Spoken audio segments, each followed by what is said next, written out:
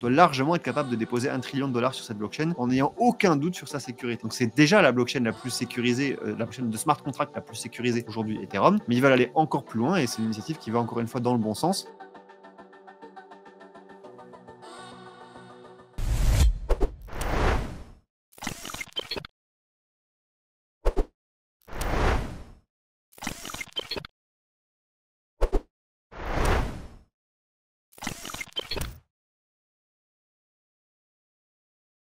On se retrouve avec un Ethereum qui a son prix qui s'est vu être quasiment doublé en l'espace de 2-3 semaines.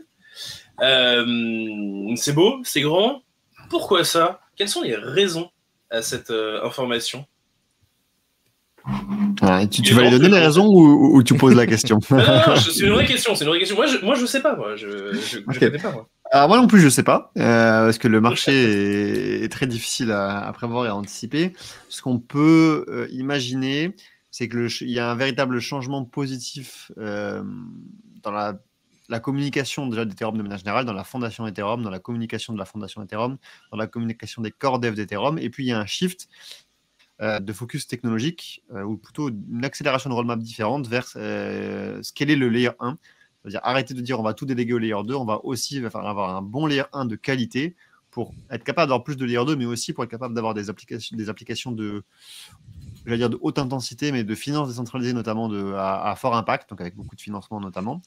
Et c'est tout ce changement psychologique autour d'Ethereum qui donne l'impression un peu à la communauté de c'est bon, ils vont s'en sortir globalement. Ils savent quoi faire, ils communiquent mieux, ils ont une bonne roadmap précise, qui pourrait être la cause de ce rallye. Mais bon, on n'en est pas certain parce que des fois, les prix sont totalement décorrélés de ce qui se passe et puis des fois, les narratifs suivent les prix. Donc bon, en fait, on prend un peu le prétexte du prix pour vous raconter qu'est-ce qui se passe sur Ethereum. C'est un peu ça le but de la chronique.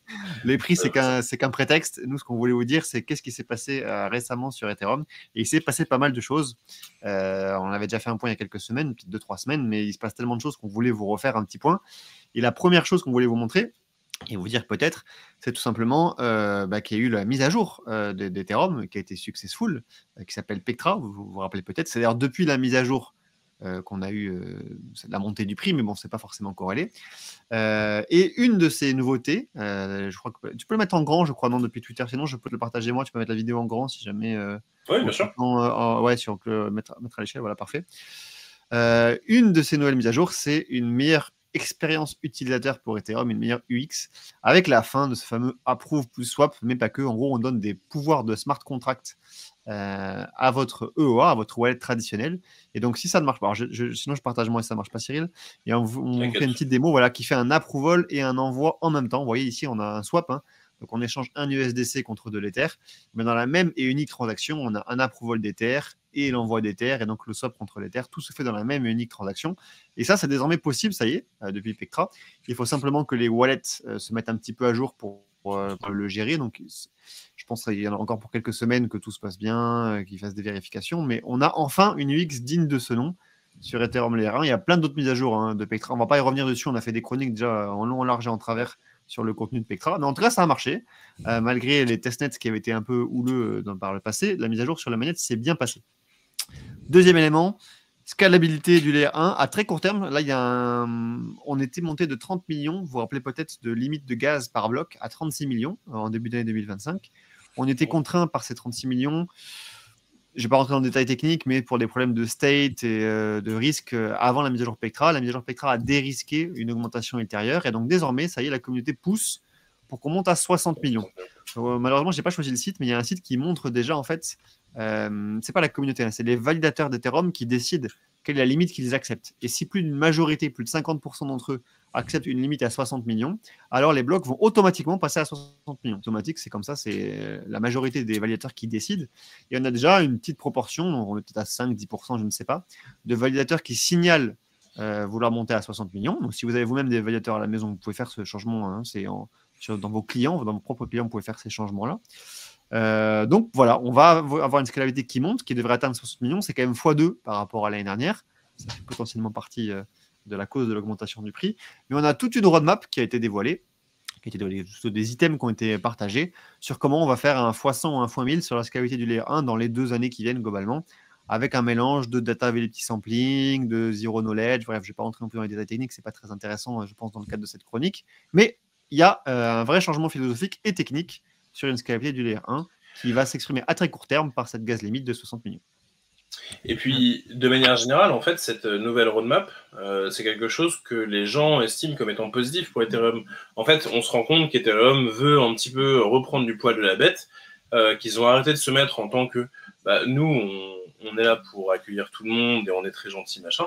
Non, là, on veut être proactif finalement sur notre capacité à produire de l'applicatif et notamment, ça rentre en considération dans toute une sorte de communication autour de ça. Je sais qu'il y a un des trucs sur lesquels toi, tu as reposté il n'y a pas très longtemps, c'est ils essayent de mettre en avant typiquement leur organisation, l'Ethereum Foundation, comment elle est constituée.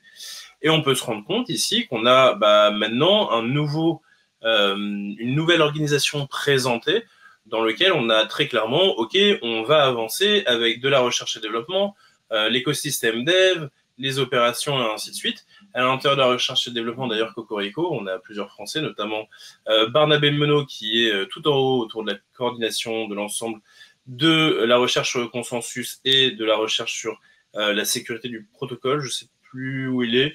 De la recherche Ops. Et on a notamment Guillaume Ballet du côté de Get et du côté de Stateless Consensus. Donc, c'est des personnes avec qui on discute régulièrement sur Twitter ou quoi. Ou même en cours, par exemple.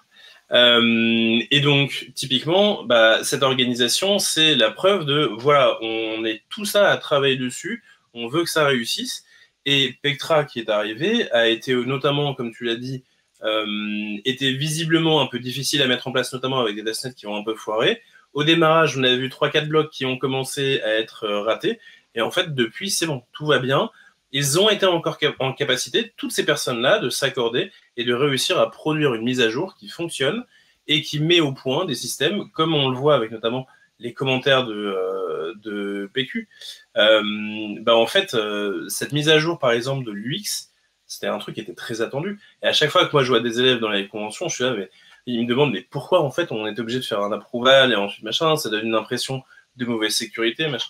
Ah non, c'est pas une mauvaise sécurité, c'est juste un petit peu mauvais d'un point de vue UX. Bref, c'est une volonté de se présenter comme étant à l'avant-garde finalement des blockchains qui est importante et qui, moi, de mon point de vue, a aussi un impact énorme sur l'imaginaire de ce que c'est que le futur d'Ethereum. Tout à fait. Et puis ça montre la capacité d'Ethereum à exécuter. En fait, c'est toujours incroyable de pouvoir modifier en cours de vol, en cours à la volée, une blockchain qui sécurise des milliards, des trillions peut-être pas des trillions encore, mais des milliards de dollars de liquidités et d'assets. Et ils font ça chaque année, à chaque fois sans problème sur Mainnet, quelques problèmes sur testnet, mais sans problème sur Mainnet. Donc c'est aussi preuve de la capacité d'exécution de toute cette équipe, qui du coup est partagée de manière plus transparente. Donc c'est pour ça que c'est à la fois une meilleure exécution, à la fois une meilleure transparence. On n'avait jamais vraiment eu, ou il y a longtemps qu'on n'avait pas eu autant de clarté sur l'org chart, donc sur l'organigramme de la fondation Ethereum. Et c'est un joli travail de communication qui a été fait là sur le sujet, même si c'est tout bête de faire un org chart, c'est vraiment intéressant. Et puis on a eu d'autres annonces récentes, si on devait continuer notre déroulement d'annonces. Je crois que tu peux prendre mon écran, je suis en train de partager si jamais. Ah pardon, excuse-moi. Faciliter la vie. Donc on a eu la fondation Ethereum qui a annoncé, alors je crois que c'était hier, je ne sais pas quel jour on est, on est le 15, donc c'était le 14, donc ça doit être ça. Le $1 Trillion Security Initiative. Donc c'est une sorte de task force ou d'initiative qui a pour but en fait de réfléchir en prenant des experts vraiment de l'écosystème de sécurité. Donc notamment il y en a un que vous connaissez peut-être qui s'appelle Sam Sisson, que vous connaissez sans doute, très très populaire pour tous les hacks de smart contracts. Il a aidé plein de projets à s'en sortir. Pourquoi est-ce que ma molette de souris ne marche pas? Je ne sais pas. Donc ils sont 3 ou 4 dans cette task force et le but c'est justement d'imaginer toutes les surfaces d'attaque possibles de la blockchain Ethereum aujourd'hui pour être capable de les anticiper et de les patcher si jamais il y a un problème. Le but vraiment c'est qu'Ethereum non pas accessible, mais donne de la sécurité aux entreprises qui voudraient par exemple stocker $1 trillion sur un seul unique smart contract. Il faudrait qu'il n'ait pas de doute plus tard, s'ils veulent stocker des montants colossaux sur la blockchain Ethereum, sur la sécurité de ces montants et de la blockchain de manière générale. Donc d'où le nom du projet, $1 Trillion Security. C'est vraiment la mentalité, c'est qu'un organisme ou la société de manière générale doit largement être capable de déposer $1 trillion sur cette blockchain en n'ayant aucun doute sur sa sécurité. Donc c'est déjà la blockchain la plus sécurisée, la blockchain de smart contract la plus sécurisée aujourd'hui, Ethereum, mais ils veulent aller encore plus loin et c'est une initiative qui va encore une fois dans le bon sens surtout quand on sait les pointures qu'ils ont sélectionnées. Notamment, alors je ne les connais pas toutes, mais Sam Stetson est vraiment, vraiment très réputé dans l'écosystème sur le sujet. Donc, c'est toujours appréciable de voir cette communication. Et enfin, pour terminer, dans les petites sources que j'avais, moi, je voulais parler de cette fameuse stratégique réserve, stratégique ETH réserve. Mais tu voulais peut-être rebondir sur l'aspect Trillion Dollar Security ou c'était bon? Non, c'est bon. Ok.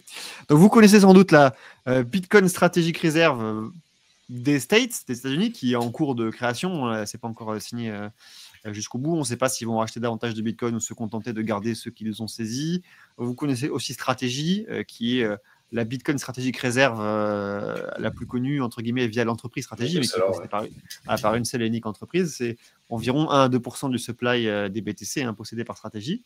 Eh bien, il y a eu du coup un mouvement au niveau d'Ethereum de dire, nous aussi, on a une Ether stratégique réserve au sein d'Ethereum, alors un peu plus décentralisée.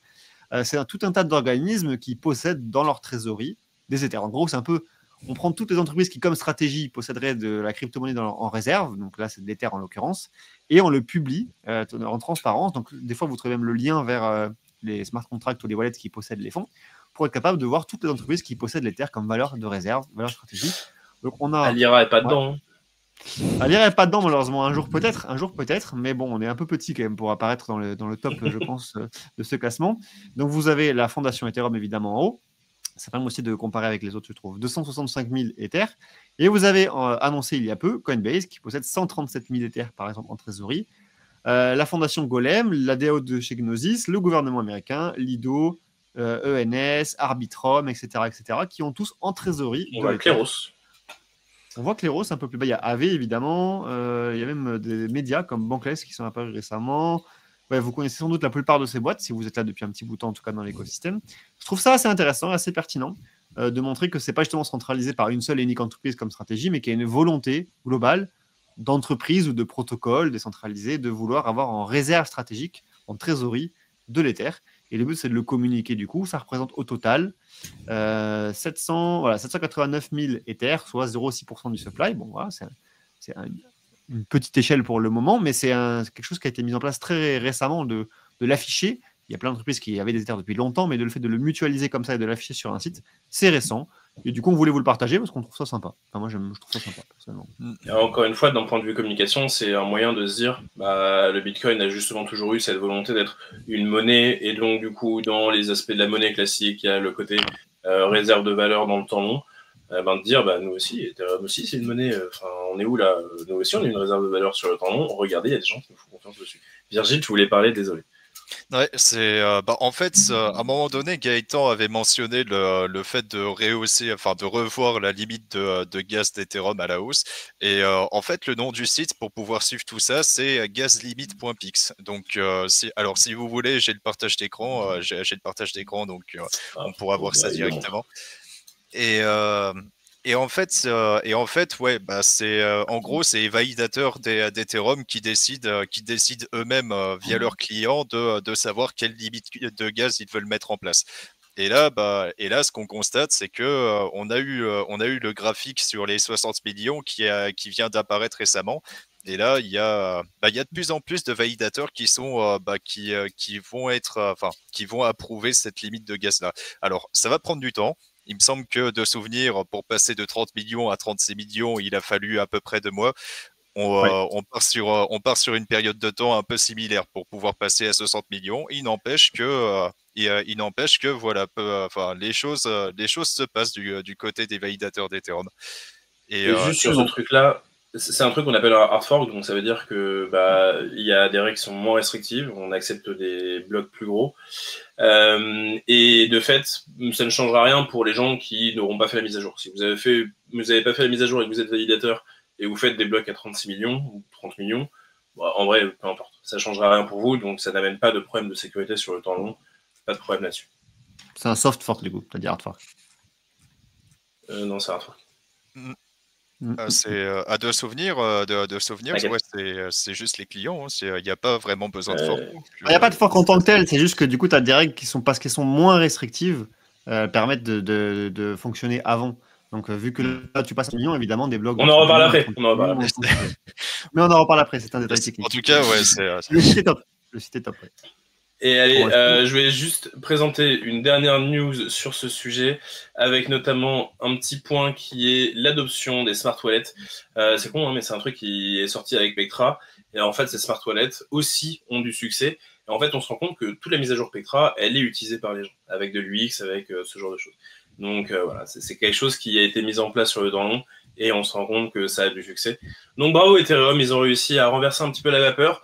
On va voir évidemment si c'est une tendance qui se continue sur le temps long, et est-ce qu'on va bientôt avoir le flippening? Qui sait? C'est pas pour tout de suite. Merci à tous en tout cas de nous avoir suivis. Il est 13h32, on est un tout petit peu en retard. Merci aux gens qui commentent, ça fait toujours plaisir. Il y a plein de commentaires marrants à chaque fois. Moi, je prends un malin plaisir à faire ça. Donc voilà, passez une très bonne journée tout le monde, et évidemment, on continue chez Alira des formations. Si vous voulez vous inscrire pour la rentrée de septembre, vous êtes les bienvenus. À ciao tout le monde. Ciao tout le monde. Merci. Ciao.